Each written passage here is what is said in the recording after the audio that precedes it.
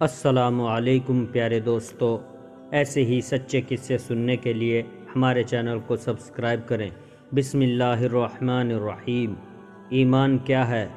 حضرت عمر فاروق رضی اللہ تعالی عنہ نے فرمایا کہ ایک روز ہم رسول خدا صلی اللہ علیہ وسلم کی خدمت میں حاضر تھے کہ اچانک ایک آدمی آیا جس کے کپڑے بہت اجلے تھے اور بال بہت ہی کالے۔ نہ اس آدمی پر سفر کا کوئی اثر تھا اور نہ ہم میں سے کوئی اس کو پہچانتا تھا، یہاں تک کہ وہ حضور صلی اللہ علیہ وسلم کے سامنے بیٹھ گیا اور دو جانوں ہو کر اپنے گھٹنے حضور صلی اللہ علیہ وسلم کے گھٹنوں سے ملا دیے اور اپنے دونوں ہاتھ اپنی رانوں پر رکھ لیے اور کہا، اے محمد صلی اللہ علیہ وسلم، مجھ کو اسلام کی حقیقت کے بارے میں بتائیے۔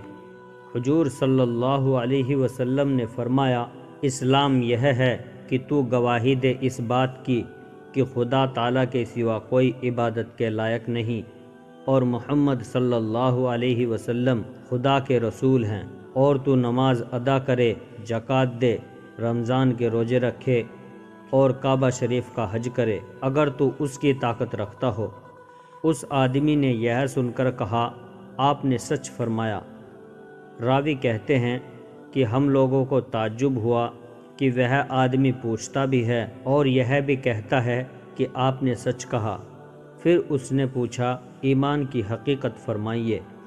آپ نے فرمایا، ایمان یہ ہے کہ تو خدا تعالیٰ، اس کے فرشتوں، اس کی کتابوں، اس کے رسولوں اور قیامت کے دن پر یقین رکھے اور تقدیر کی بھلائی و برائی کو دل سے مانے۔ کفر کے بارے میں کچھ ضروری مسئلے۔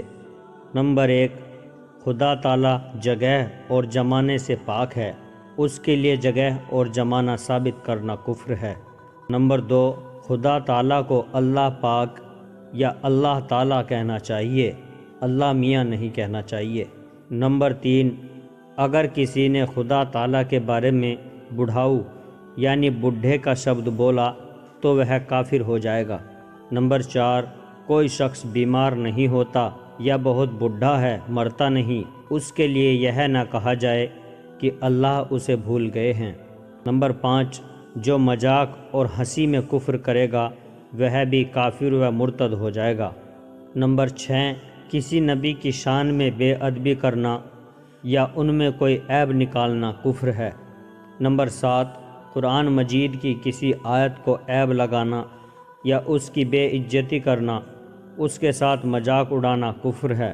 نمبر 8، کسی نے نماز پڑھنے کو کہا، اس نے جواب دیا، تم نے نماز پڑھی، کیا فائدہ ہوا؟ یا کہا، بہت پڑھ لی، اب دل گھبرا گیا، یا کہا، پڑھنا نہ پڑھنا دونوں برابر ہے۔ بہرحال اس طرح کی بات کرنا کہ جس سے نماز کے فرض ہونے کا انکار سمجھا جاتا ہو یا نماز کی بے عزتی ہوتی ہو تو وہ سب کفر ہے۔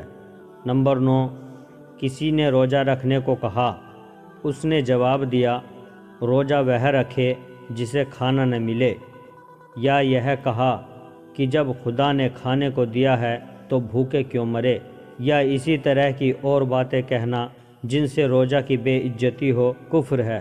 نمبر 10، رمضان کے مہینے میں کھلم کھلا دن میں کھانے سے منع کرنے پر یہ بات کہنا کہ جب اللہ کا ڈر نہیں ہے تو لوگوں کا کیا ڈر، کفر ہے۔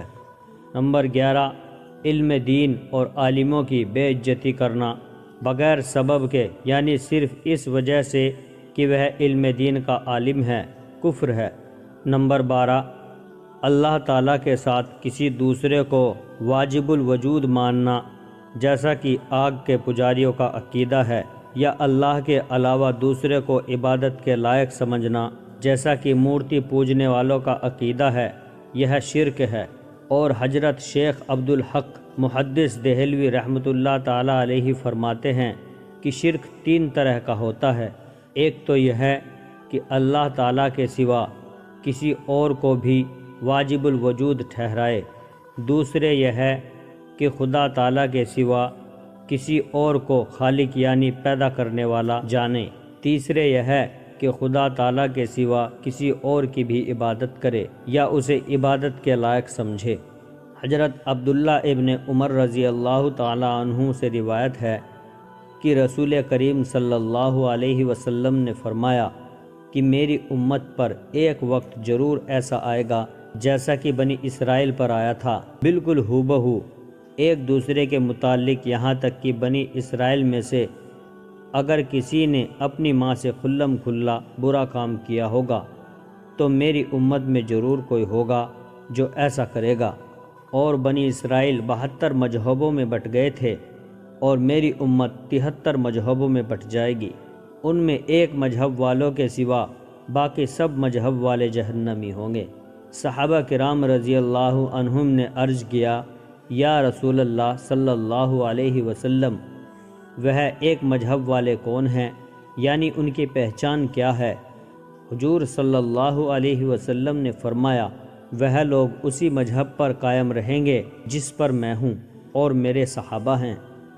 حضرت عبداللہ ابن مسعود رضی اللہ تعالی عنہ نے فرمایا کہ سرکار اقدس صلی اللہ علیہ وسلم نے ہمیں سمجھانے کے لیے ایک سیدھی لکیر کھینچی، پھر فرمایا یہ اللہ کا راستہ ہے، پھر اسی سیدھی لکیر کے دائیں اور بائیں چند لکیریں کھینچ کر فرمایا کہ یہ بھی راستے ہیں، ان میں سے ہر ایک راستے پر شیطان بیٹھا ہوا ہے جو اپنی طرف بلاتا ہے۔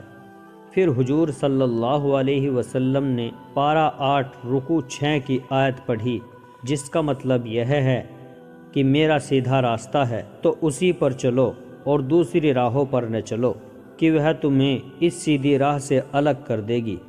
حضرت ابو ہریرہ رضی اللہ تعالی عنہ سے روایت ہے کہ رسول کریم صلی اللہ علیہ وسلم نے فرمایا کہ ایک آخری زمانے میں ایک گروہ فریب دینے والوں اور جھوٹ بولنے والوں کا ہوگا، وہ تمہارے سامنے ایسی باتیں لائیں گے جن کو نہ تم نے کبھی سنا ہوگا نہ تمہارے باپ دادا نے، تو ایسے لوگوں سے بچو اور انہیں اپنے قریب نہ آنے دو تاکہ وہ تمہیں گمراہ نہ کرے اور نہ فتنے میں ڈالے۔ اللہ تعالی ہمیں کہنے سننے سے زیادہ عمل کرنے کی توفیق عطا فرمائے، آمین۔ پیارے دوستو، ویڈیو اگر اچھی لگی ہو تو ویڈیو کو لائک اور شیئر کریں اور ہمارے چینل کو ضرور سبسکرائب کریں، اور جاتے جاتے ہمیں اپنا ایک پیارا سا کمنٹ ضرور کر دیں۔ السلام علیکم ورحمۃ اللہ وبرکاتہ۔